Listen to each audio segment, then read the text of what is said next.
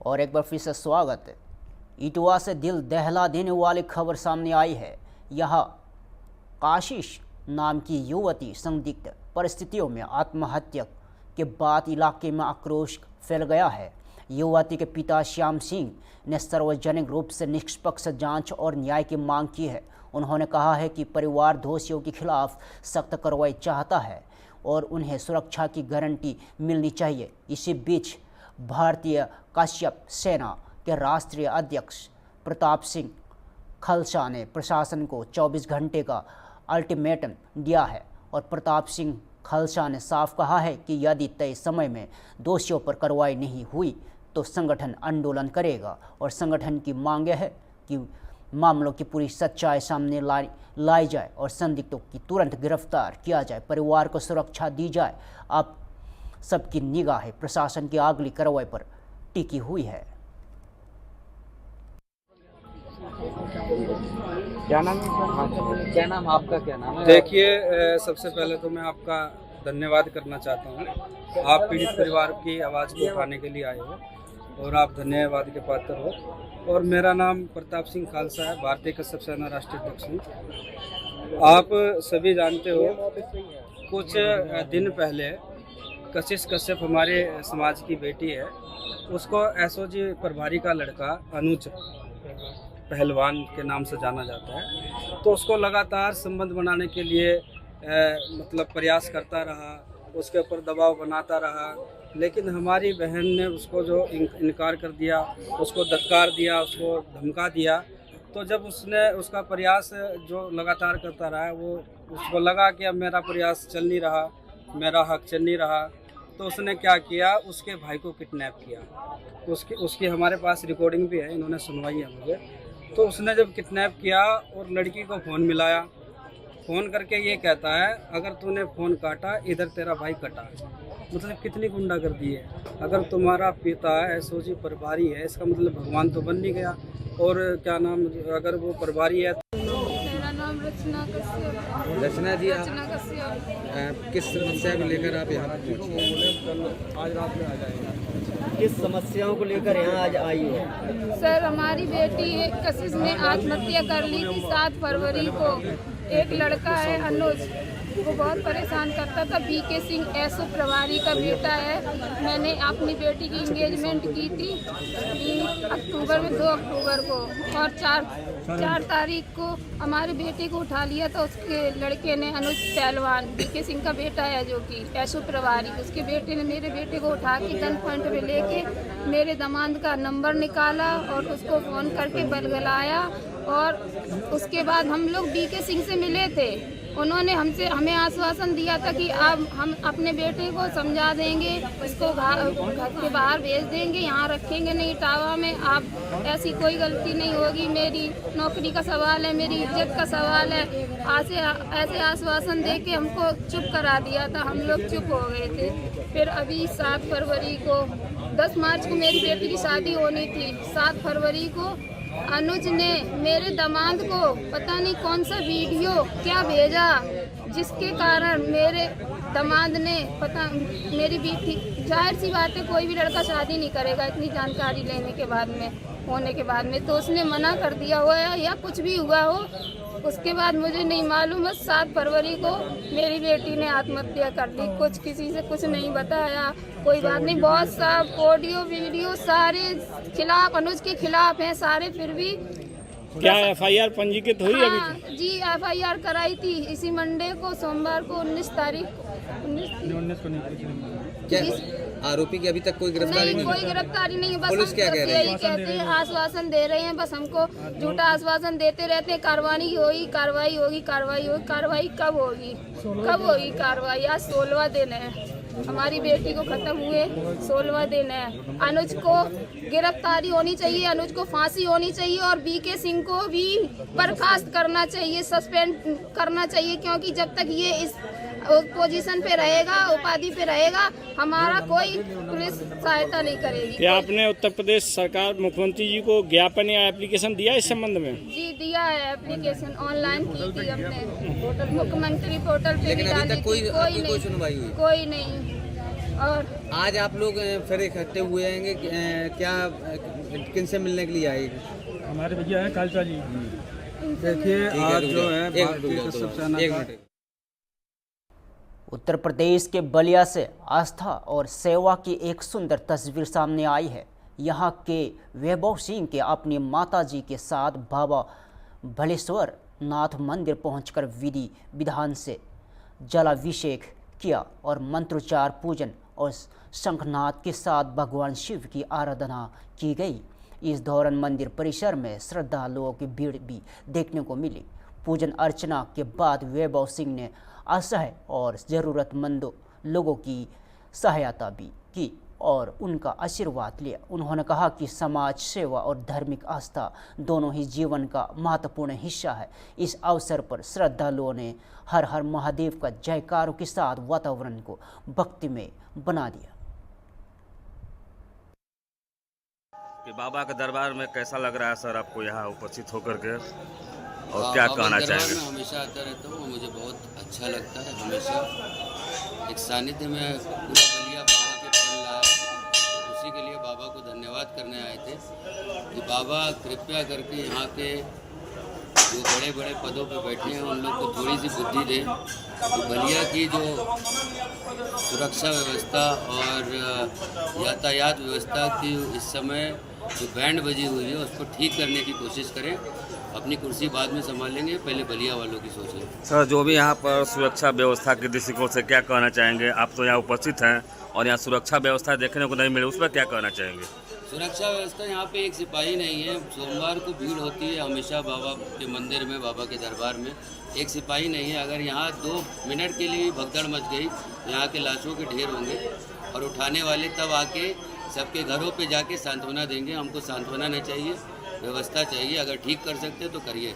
Sir यहाँ देने के लिए पूरा गाँव मिल जाए। बाबा भलेश्वरनाथ प्रबंध कमेटी की व्यवस्था के बारे में क्या कहना चाहेंगे? व्यवस्था बहुत अच्छी है। अपनी तरफ से कमेटी ने सब कुछ व्यवस्थित रूप से कर रखा है और यहाँ पे हमेशा ये देखने को मिल रहा है कि जब भी आते हैं तो बालेश्वर बाबा के दरबार में सुरक्षा कर्मियों की ज़रूरत नहीं पड़ती है और यहाँ के कमेटी ने ही पूरा बागडोर संभाल रखी है और उनको दिल से हृदय से धन्यवाद करना चाहता हूँ कि वो किसी भी आपातकाल के लिए हमेशा तत्पर हैं और हमेशा जान।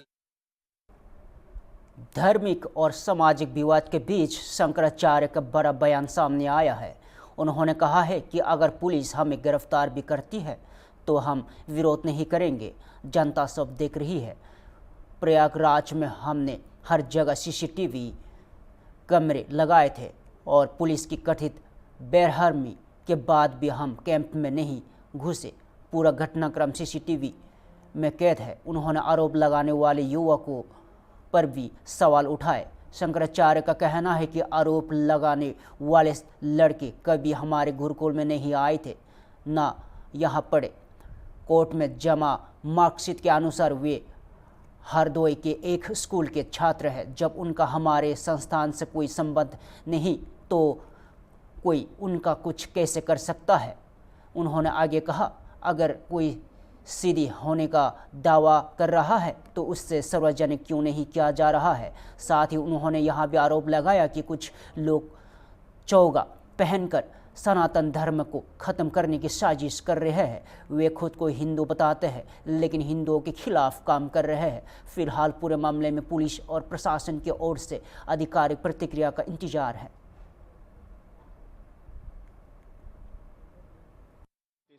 गिरफ्तारी की कार्यवाही करें तो वो भी, हम तो पुलिस का कोई विरोध नहीं करेंगे, हम उसका सहयोग करेंगे।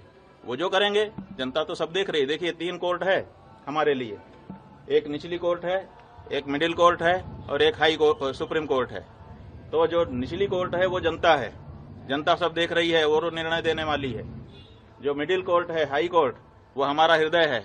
हम जान रहे हैं कि हम गलत हैं कि नहीं हैं। और तीसरे ईश्वर है, सुप्रीम कोर्ट, वो भी देख रहा है कि कौन गलत है कौन सही है। तो ऐसी परिस्थिति में तीनों कोर्ट से हमको क्लीन चिट है। हमारा अंतःकरण हमारे साथ है, स्पष्ट कह रहा है कि तुम निर्दोष हो।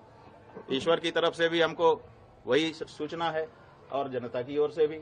तो जो झूठ है वो अंत में निकल ही जाता है, पता चल ही जाता है कि ये सब बनावटी था। उगरे अंत न होई निभाऊ हमने बता दिया। तो जो कहानी गढ़ी गई है वो आज नहीं तो कल, कल नहीं तो परसों झूठी सिद्ध हो जाएगी। महाराज जी, आपने कहा कि आपको यूपी पुलिस के जांच पर भरोसा नहीं है, किस एजेंसी के जांच पर आपको भरोसा है? बात यह है, प्रयागराज में लगातार धरने पर बैठे रहे, ये घटना कब हो गई जो बता रहे हैं कि दो बच्चों के साथ इस तरह की घटना? बात यह है कि हम तो आप लोगों के कैमरों की जद में थे। जो प्रयागराज का स्थान है उस प्रयागराज में चप्पे चप्पे पर सीसीटीवी लगा है। आप लोग निकलवाइए मेला अधिकारी के यहाँ से कि कितने रुपए का सीसीटीवी खरीदा गया है और वो कितनी जगह पर लगाया गया है और उसकी फुटेज कहाँ है। तो उन्होंने तो चप्पे पर लगा रखा था कि कुछ भी घटना हो। भोपाल से इस वक्त की बड़ी खबर आ रही है। मध्य प्रदेश के मुख्यमंत्री मोहन यादव ने किसानों के लिए बड़ा ऐलान किया है। मुख्यमंत्री ने कहा है कि प्रदेश में किसान कल्याण वर्ष मनाया जाएगा। साथ ही राज्य सरकार किसानों को न्यूनतम समर्थन मूल्य यानी MSP के अलावा 600 रुपये प्रति क्विंटल बोनस देगी। और मुख्यमंत्री के मुताबिक यह अपने आप में एक बड़ी और ऐतिहासिक योजना है। उन्होंने दावा किया है कि मध्य प्रदेश देश का पहला राज्य होगा जो इस तरह की अतिरिक्त बोनस योजना लागू करेगा। और सरकार का कहना है कि इस फैसले से किसानों की आय बढ़ेगी और कृषि क्षेत्र को मजबूती मिलेगी। फिलहाल इस घोषणा के बाद प्रदेश की सियासत भी गरमा सकती है क्योंकि विपक्ष इस पर सवाल उठा सकता है। किसानों के लिए किसान कल्याण वर्ष मनाने की जो घोषणा की गई थी और जैसे कि मैंने कल अपने विधानसभा में वक्तव्य में कहा था कि हम अपने राज्य के किसानों की आमदनी बढ़ाने के लिए खास करके गर्मी की फसल में उड़द को प्रोत्साहन देने के लिए MSP के अलावा मध्य प्रदेश सरकार अपने किसानों के लिए 600 रुपये कुंटल का बोनस देने जा रही है। ये अपने आप में बहुत बड़ी घोषणा भी है और योजना भी है, जिसके माध्यम से हमारे क्षेत्र के अंदर बड़े पैमाने पर उड़द के रकबे को बढ़ावा मिलेगा और इसके आधार पर लगभग 3 लाख हेक्टेयर क्षेत्रफल में वृद्धि होना संभावित है। हम लगभग 5 लाख हेक्टेयर उड़द का उत्पादन संभावित कर रहे हैं और ये जानकारी के लिए बताना चाहूँगा कि उड़द का समर्थन मूल्य 7,800 रुपये प्रति क्विंटल है। ऐसे में हम अपना 600 रुपये जोड़ करके ये उस तरह से उसको आगे बढ़ाएंगे जिसकी आवश्यकता है। मैं अपने किसानों के लिए खासकर आज जो कल कहा था, आज कैबिनेट में मंजूरी जो दी गई है, दूसरी हमने भावांतर योजना जिसके माध्यम से लगभग 1500 करोड़ की सहायता किसानों को सोयाबीन उत्पादन के माध्यम से दी गई थी, उसी प्रकार से सरसों खरीदी को लेकर के मध्य प्रदेश सरकार की कैबिनेट ने आज निर्णय किया है और आज मैंने सदन में अवगत भी कराया कि हमारे राज्य के अंदर भावांतर योजना के माध्यम से जो 28% का रकबा हमारा सरसों के उत्पादन का बढ़ा है, इसमें लगभग हम मान के चल रहे हैं कि 15.71 लाख टन का मैट्रिक उत्पादन सरसों का होगा। ऐसे में हम अपने मंडी बोर्ड के माध्यम से सरसों भी भावांतर योजना के माध्यम से खरीदेंगे। उल्लेखनीय कि पूरे देश के अंदर ये योजना लागू करने वाला मध्य प्रदेश एकमात्र राज्य है जो भावांतर योजना को अब तिलहन फसलों में भी लागू। लखनऊ से बड़ी राजनीतिक टिप्पणी सामने आई है। उप मुख्यमंत्री ब्रिजेश पाठक ने AI समिट के दौरान कांग्रेस के विरोध प्रदर्शन पर तीखी प्रतिक्रिया दी है। ब्रिजेश पाठक ने कहा कि इस कार्यक्रम में अंतर्राष्ट्रीय प्रतिनिधि और प्रधानमंत्री नरेंद्र मोदी भी मौजूद थे, जिनका विजन AI को देश के कोने कोने तक पहुंचाना है।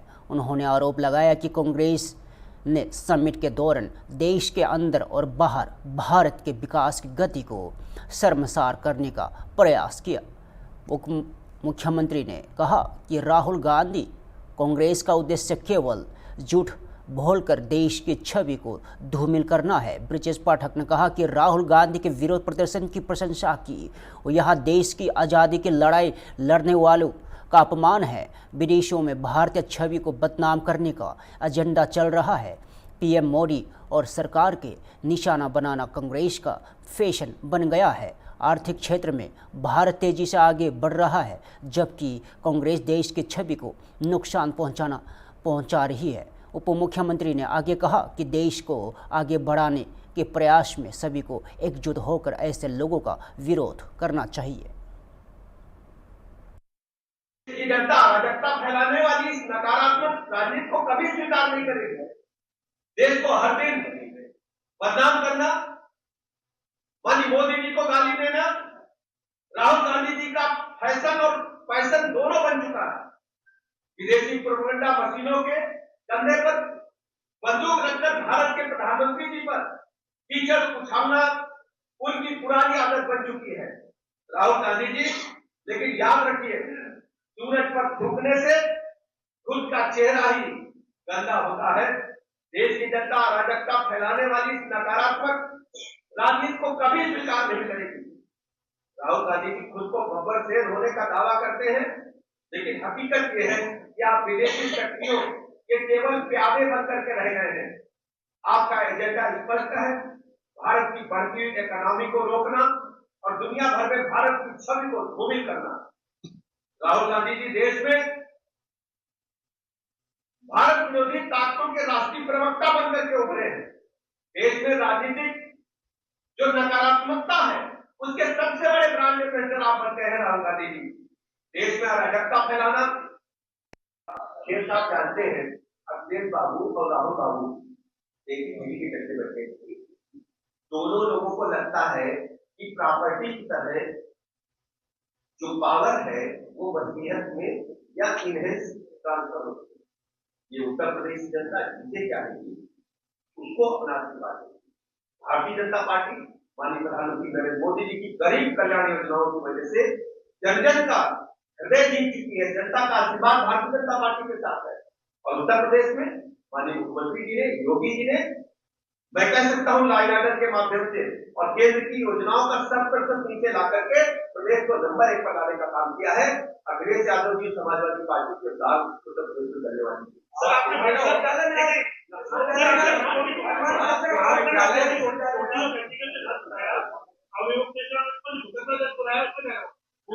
बीजेपी सरकार के इशारे अभी हमने टेलीविजन में देखा है कि मामला अदालत में है और अदालत के मामले में हम अभी कुछ करेंगे।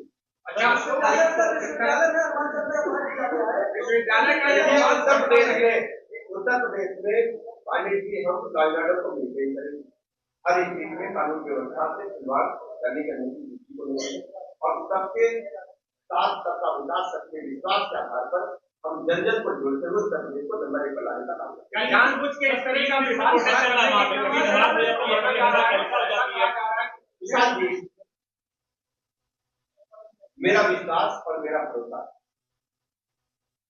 डेवलपमेंट पर है और उत्तर प्रदेश को आगे बढ़ाने को लेकर और हर स्थिति में आज आप उत्तर प्रदेश में प्रति व्यक्ति लोगों की आय बढ़ी है।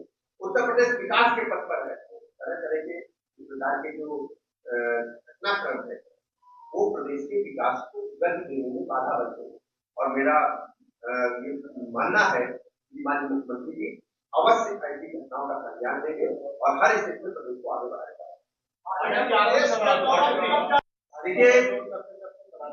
देखिए भारतीय जनता पार्टी का विरोध करते करते, मोदी जी का विरोध करते करते कांग्रेस पार्टी भारत माता के खिलाफ अनशन प्रचार प्रसार करने में लगी है।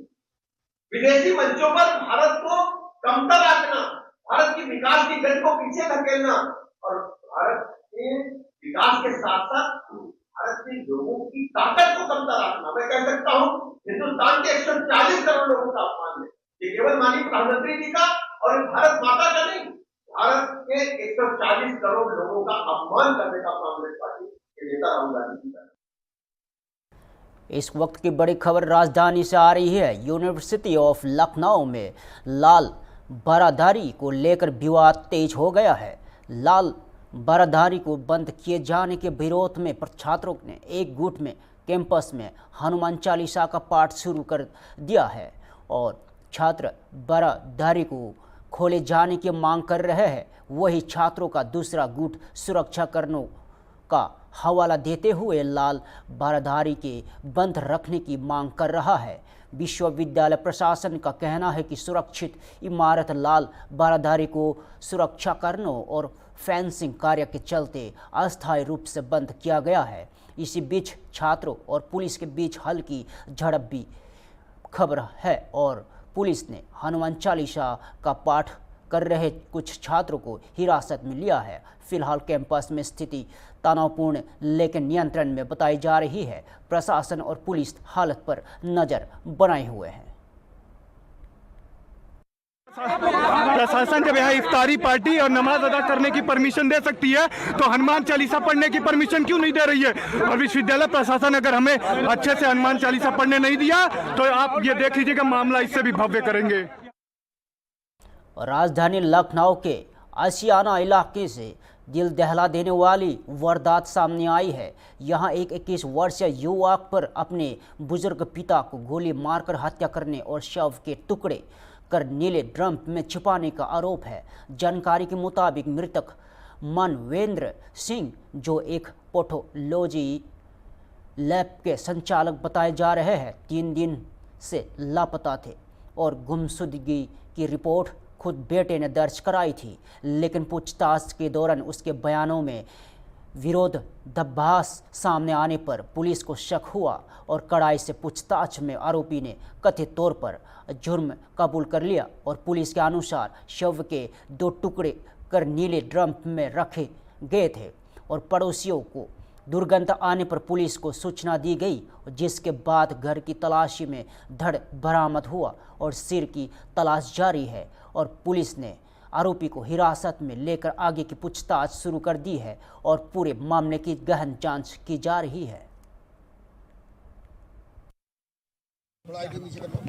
देखिए, ये थाना आशियाना का मामला है। इसमें 20 तारीख को एक गुमशुदगी के बारे में सूचना मिली थी कि श्री मानवेंद्र प्रताप सिंह हैं, जो जिनकी उम्र 49 साल है, वो अपने घर से गुमशुदा हैं।